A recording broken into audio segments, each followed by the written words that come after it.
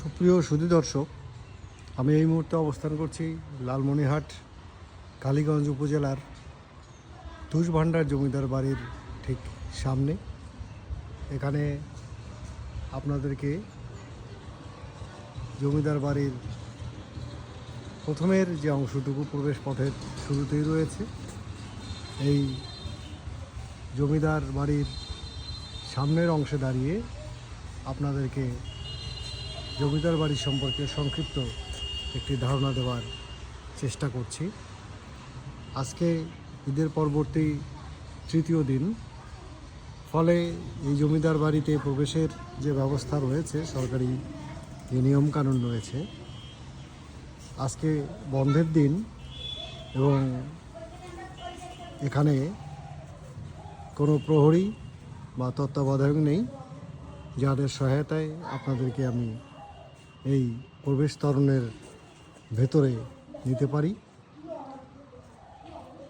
এখানে একটি ভবনের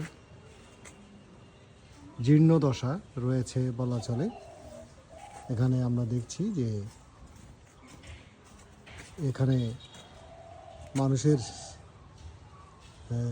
প্রবেশের চিহ্ন খুব কম, তথ্য নেওয়ার মতো এখানে কোনো মানুষও নেই। দূর থেকে এখানে লক্ষ্য করা যাচ্ছে যে একটি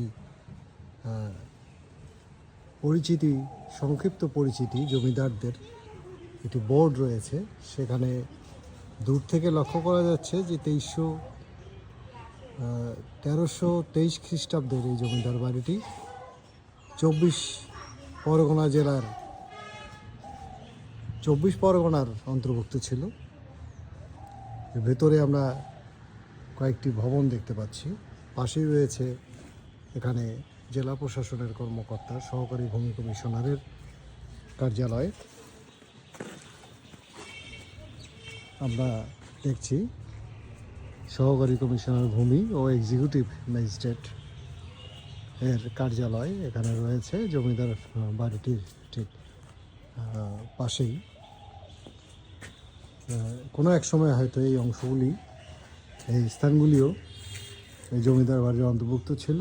আমরা তুষভান্ডার বাজার থেকে বেশ কিছুটা দূরে, প্রায় 2 মিনিট পায়ে হেঁটে এখানে এসেছি। আপনারা দেখছেন যে চারপাশে সেই সময়ের পুরাতন অনেক গাছ রয়েছে, বেশ বয়সী গাছ এগুলি।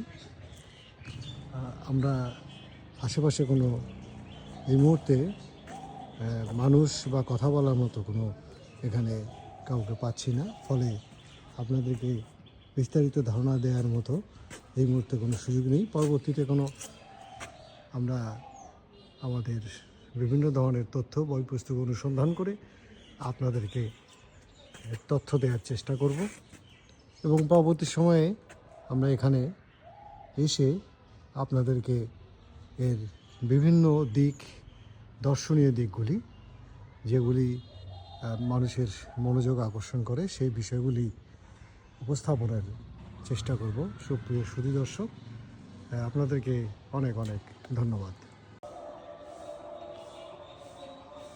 সুপ্রিয় সুধী দর্শক, আমরা জমিদার বাড়ির উত্তরে, অর্থাৎ এর পেছনের অংশে অবস্থান করছি। আমরা এখান থেকে ঠিক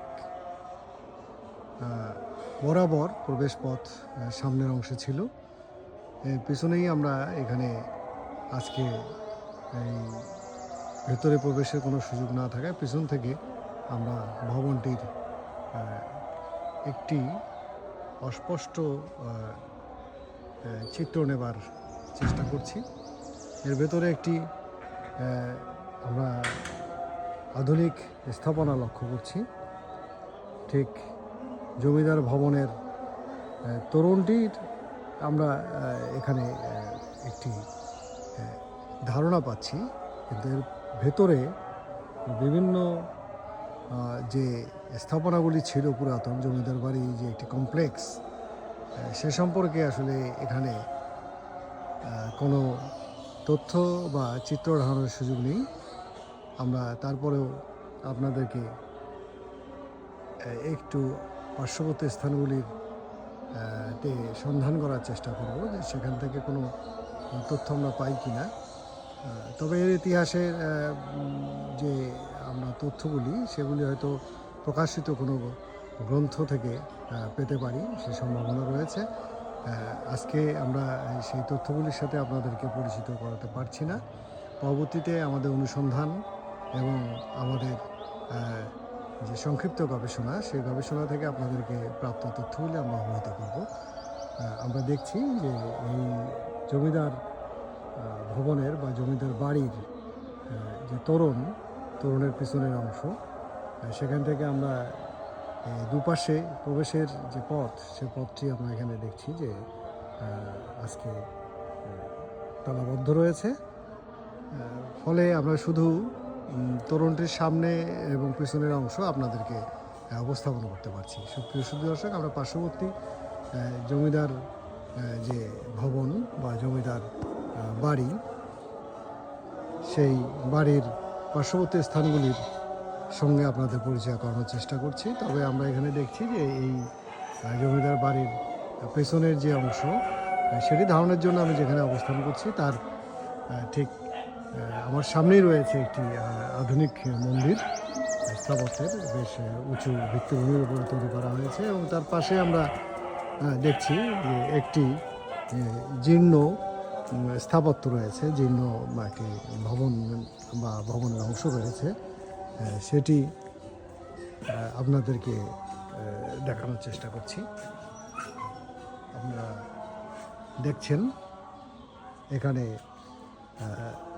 পুরাতন সময়ের এই বাড়িটির, জমিদার বাড়ির সংলগ্ন এই আমরা ধ্বংসপ্রাপ্ত একটি ওয়াল বা একটি দেয়াল দেখতে পাচ্ছি। এই দেয়াল সংলগ্ন রয়েছে যে আধুনিক একটি মন্দিরের একটি স্থাপনা। আপনাদেরকে সেটুকু দেখানো যাচ্ছে। আমরা চেষ্টা করছি পার্শ্ববর্তী আরও কোনো ভবনের অংশবিশেষ আপনাদেরকে দেখানো যায় কিনা। সুপ্রিয় সুধী দর্শক, আমরা জমিদার বাড়ির উত্তরে অবস্থান করছি। এখানে আরেকটি আমরা স্থাপনা, জীর্ণ একটি দেয়াল, ধ্বংসপ্রাপ্ত একটি দেয়াল বা ভবনের অংশবিশেষ এখানে আমরা দেখছি।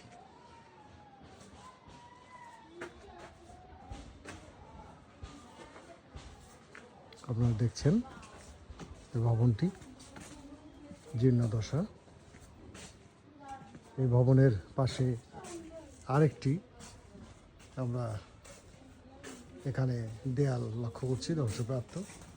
সেটি একটি বাড়ির ভেতরে বর্তমানে পড়ে গিয়েছে। এখানে একজন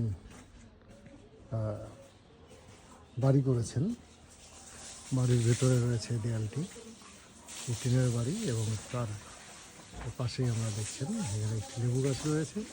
লেবু গাছের ঠিক সঙ্গেই রয়েছে একটি ধ্বংসপ্রাপ্ত ওয়াল। ইটগুলি দেখে আমরা, ইটের গাঁথনিগুলি দেখে আমরা এটি স্পষ্ট হচ্ছি।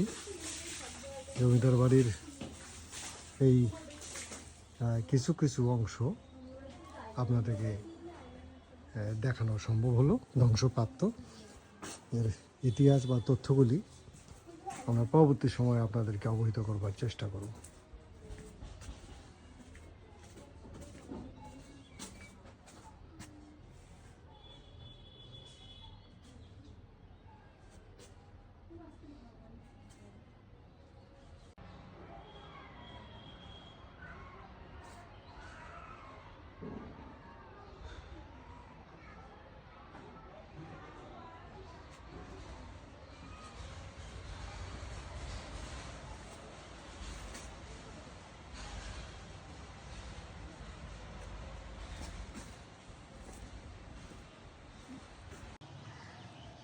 সুপ্রিয় সুধী দর্শক, আমরা জমিদার হরিমোহনের যে বাড়ি, সেই বাড়ির সামনের তোরণ থেকে কিছু চিত্র ধারণ করেছি। এই বিশাল জমিদার বাড়ির যে পরিবেশ পারিপার্শ্বিকতা রয়েছে, তার সম্পত্তিগুলির উপর সরকারি বিভিন্ন প্রতিষ্ঠান বা স্থাপনা ইতিমধ্যে নির্মিত হয়েছে। জমিদার বাড়ির অংশ আমরা বাজার সংলগ্ন কিছু দপ্তর এবং বর্তমানে যে অবস্থান করছি উপজেলা পরিষদ কার্যালয়। উপজেলা পরিষদ কার্যালয়ের কমপ্লেক্স রয়েছে। এখানে বিভিন্ন ধরনের স্থানীয় প্রশাসনিক কার্যালয় রয়েছে। আপনাদেরকে আমরা কিছুটা ধারণা দেওয়ার চেষ্টা করছি। আমি এখানে অবস্থান করছি রমণীমোহন উচ্চ বিদ্যালয়, কালীগঞ্জ। জমিদার বাড়ির অদূরেই। জমিদার বাড়ির আয়তন ছিল বিশাল। বাংলাদেশের যে সমস্ত জমিদার বাড়ি রয়েছে পরিত্যক্ত, জীর্ণ, সেগুলির যে ভূমি, জমিদার বাড়ির যে সম্পত্তি, যে জমি, তার আশেপাশে বর্তমানে এই ধরনের অনেক স্থাপনা আমরা লক্ষ্য করি। হরিমোহন জমিদার তার মূল বাড়ির প্রবেশের পথে যে ফটক রয়েছে, তোরণ রয়েছে, সেটির ভেতরে আজকে বন্ধ থাকার কারণে প্রবেশ করা যায়নি। তবে তার পার্শ্ববর্তী স্থানে যারা বসবাস করে তাদের কয়েকজনের সাথে কথা বলা সম্ভব হয়েছে। তারা আসলে জমিদার বাড়ির যে তোরণটি রয়েছে সেটি সম্পর্কে খুব বেশি কিছু তাদের তথ্য নেই এবং জমিদার সম্পর্কেও তারা তেমন কোনো তথ্য রাখেন না। সম্ভবত ইতিহাস চর্চার যে আমাদের দেশে একটি সংকট রয়েছে, উপেক্ষা রয়েছে, অবহেলা রয়েছে, তারই কারণে হয়তো বা সাধারণ মানুষের পক্ষে এই তথ্যগুলি জানা সম্ভব হয়নি। প্রকাশিত গ্রন্থ বা প্রতিবেদন থেকে পরবর্তী সময়ে আমরা অনুসন্ধান পরিচালনা করব।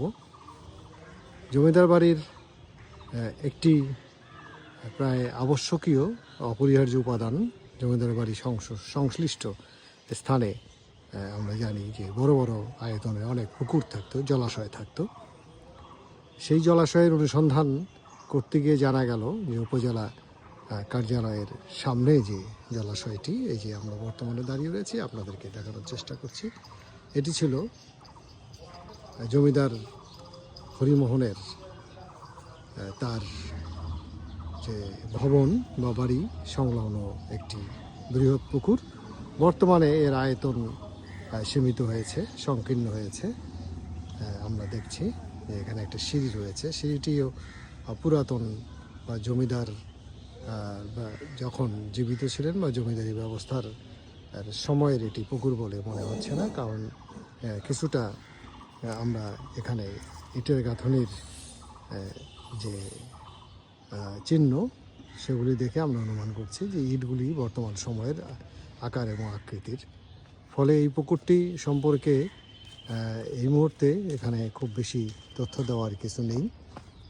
উপজেলা কর্মকর্তার কার্যালয় সংশ্লিষ্ট এই পুকুরটি খুব সাধারণভাবে ব্যবহৃত হয়। এখানে কোনো মৎস্য চাষ হয় এরকম কোনো যত্ন লক্ষ্য করা যাচ্ছে না। ফলে এটি বলা চলে বর্তমানে ঠিক উপজেলা কার্যালয়ের একটি অংশ হিসাবেই এটি সংরক্ষিত হচ্ছে। সুপ্রিয় সুধী দর্শক, আমরা এখানে অনেক পুরাতন গাছ লক্ষ্য করছি। এগুলি জমিদার সময়ের বা জমিদার সম্পত্তির বা সরকারি সম্পত্তির বর্তমানে অংশ। ফলে এগুলি এখনও জীবিত আছে। সুপ্রিয় সুধী দর্শক, আপনাদেরকে অনেক অনেক ধন্যবাদ।